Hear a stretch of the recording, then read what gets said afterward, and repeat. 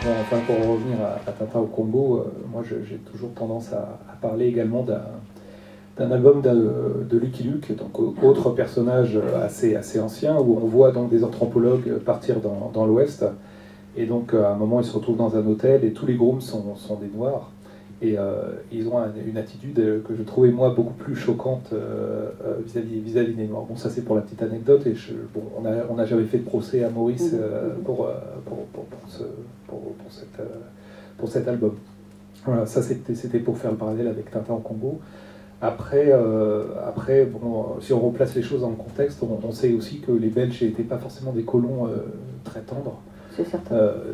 Culturellement, de toute manière, au Congo... Les Anglais non plus. Hein. Oui, mais d'une manière générale, je ne pense pas que la colonisation était quelque chose d'extraordinaire, mais bon, les Belges étaient particulièrement durs, je crois, au Congo. Donc, si on replace les choses dans son époque, effectivement, Hergé est jeune, probablement très influençable, puisque, comme il le dit lui-même, c'était une éponge, donc il suffisait de tomber sur certaines personnes qui lui expliquaient la colonisation de leur point de vue pour qu'il absorbe, et éventuellement, avant qu'il analyse et qu'il arrive à en sortir, peut-être qu'il y avait des propos qui n'étaient pas forcément justes, surtout de notre point de vue. Et donc effectivement, bon, ça s'explique comme ça. Après, de là lui faire un procès pour ça, j'aimerais rappeler que ce n'est que de la bande dessinée. Et même si je me bats pour que la bande dessinée soit reconnue comme un art à part entière, ça ne reste que de la bande dessinée. En général, il faut replacer les choses en contexte, quoi. Voilà. Et puis, ce qui est intéressant aussi, c'est que cette façon de penser les choses aussi, et la manière dont on le juge aujourd'hui, on le juge au regard de notre époque et avec la connaissance que nous avons de certains événements. Lui, il a vécu dans une époque où il était l'illustrateur, il était dans son coin à faire ses petits dessins, il était jeune, et peut-être qu'il n'a pas vu arriver, comme beaucoup d'intellectuels d'ailleurs, n'ont pas vu arriver tout ce qui s'est produit dans les années qui ont suivi. Il y avait quand même, pendant la Seconde Guerre mondiale, des gens qui, à Paris, continuaient à faire une vie grandiloquente. Alors dans ces cas-là, ne portons plus de Chanel, parce qu'il y aurait de quoi dire aussi, sous prétexte que... Donc il y a toutes ces choses qu'on pourrait dire.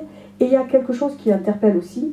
C'est vrai qu'il appartenait au scout, et de l'abbé Waters qui était avec lui, était quelqu'un par contre qui était engagé, qui lui était engagé de manière plus ferme et plus orienté vers la droite un peu extrême, on va dire. Mais est-ce que pour autant, parce que vous êtes recruté par un personnage comme ça dans une période qui était celle-là, est-ce que vous avez les moyens de vous soustraire à tout un système, à toute une situation? Être résistant, c'est bien, mais quand on peut l'être, parfois on peut peut-être pas. Et lui, comme vous le dites si bien, il faisait de la BD. Il s'adressait à des jeunes gens. Donc à la limite, les rapports des grandes personnes, la façon dont ils voyaient le monde, ça ne concernait peut-être pas encore. Il n'en était peut-être pas à ce stade de maturité d'esprit pour prendre du recul. C'est peut-être aussi ce qu'on peut en dire. Alors bien sûr, il y a des procès d'intention. Aujourd'hui, on dit voilà, c'est un personnage abominable, il a fréquenté les mauvaises personnes. Je rappelle que pendant la Seconde Guerre mondiale, dans ces cas-là, on ne parle plus d'Heidegger parce que voilà, on ne parle plus d'un tel. Et il y en a beaucoup qui ont eu la chance pendant la Seconde Guerre mondiale, notamment en Allemagne, de pouvoir fuir les intellectuels aux États-Unis.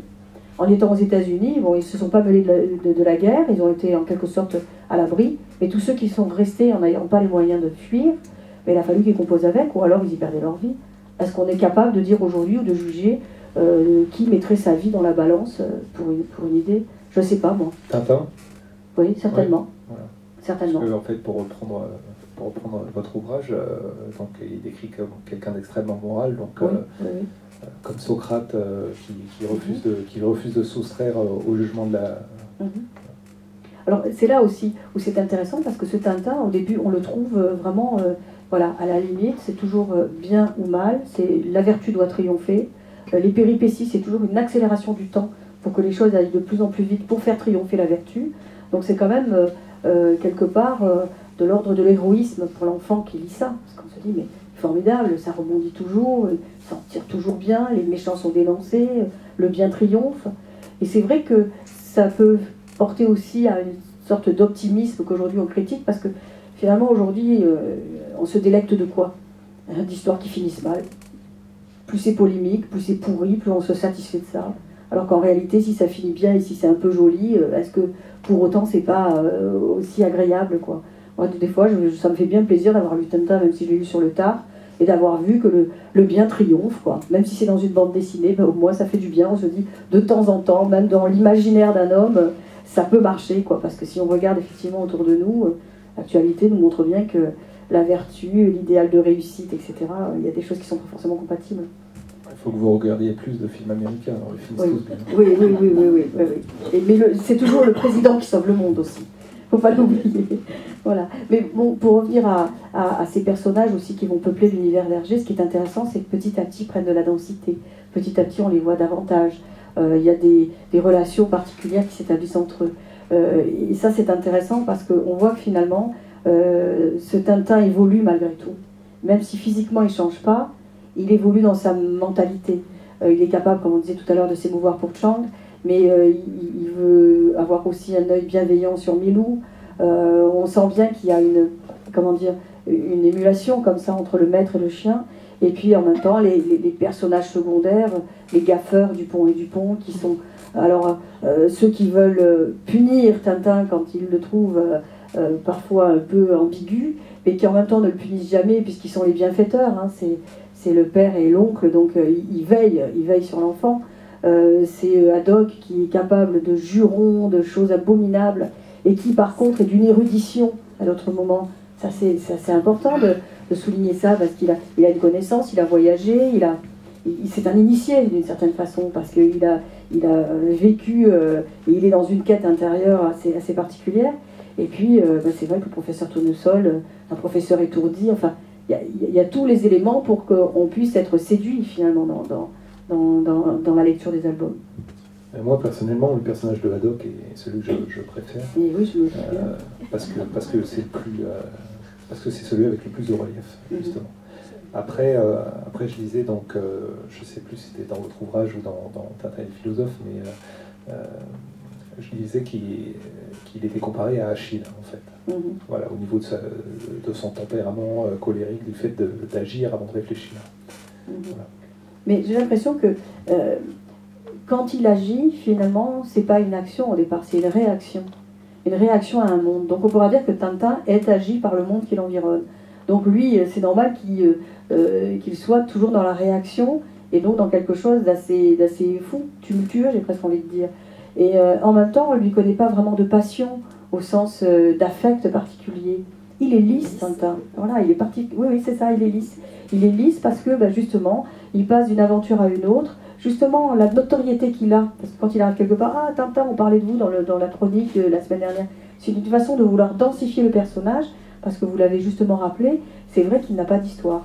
On ne lui connaît pas d'antécédents, on ne lui connaît pas d'attache personnelle.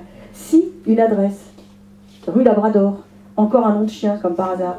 Et oui, donc quelque part, il a une boîte aux lettres, c'est ce qu'on peut dire. Et petit à petit, cette boîte aux lettres, qui est le lien d'attache, se transforme avec ce château de Cheverny, où justement, les personnages se retrouvent à chaque fois. Donc il y a maintenant une résidence. Donc on part, mais on revient. Alors qu'avant, on partait, mais on ne savait pas vraiment si on allait revenir. D'ailleurs, les 3 premières aventures s'enchaînent avec des pays très lointains, sans pour autant qu'il y ait vraiment de retour à domicile. Donc ça, c'est aussi important, montrer qu'il y a une errance comme ça du personnage. Oui, tout à fait. D'ailleurs, vous insistez dedans sur la sédentarisation du personnage Tintin. C'est un peu comme un cap, quoi. C'est important parce que le moment où il se sédentarise, c'est-à-dire le moment où il commence à habiter véritablement le château, d'abord c'est là où il a des liens plus particuliers avec les autres personnages.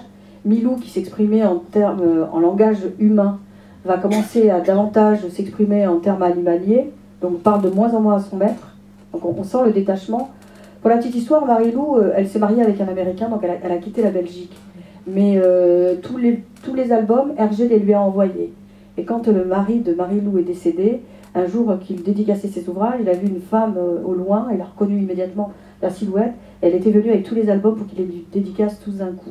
Donc c'était une manière aussi d'avoir le respect pour son époux, bien sûr, et aussi de montrer qu'elle avait gardé les œuvres et qu'elle avait été très contente finalement qu'il les lui adresse. Donc vous voyez, petit à petit, Milou prend de moins en moins d'importance parce que Hergé a eu un premier mariage désastreux avec la fameuse secrétaire de l'abbé